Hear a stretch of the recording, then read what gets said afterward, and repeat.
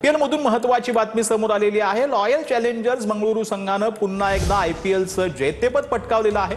बंगळुरूने अंतिम सामन्यामध्ये गुजरातचा दारुण पराभव केला आहे। विराट कोहलीची नाबाद अर्धशतकी खेळी ही निर्णायक ठरली आहे। गोलंदाजीमध्ये बंगळुरूकडून रासिक सलाम, त्याला भुवनेश्वर कुमार आणि हेझलवूडने दमदार गोलंदाजी केली आहे। गुजरातने दिलेलं 156 धावांचं टार्गेटचा बंगळुरूकडून 18व्या ओव्हरमध्येच यशस्वी पाठलाग करण्यात आलाय। सलग दुसऱ्यांदा आयपीएलचं जेतेपद पटकावणारा आरसीबी तिसरा संघ जो आहे तो ठरलेला आहे। आरसीबीने पुन्हा एकदा आयपीएलचं जेतेपद जे आहे ते मिळवलेलं आहे। विराट कोहलीने त्याचं अर्धशतक जे आहे ते निर्णायक ठरलेलं आहे।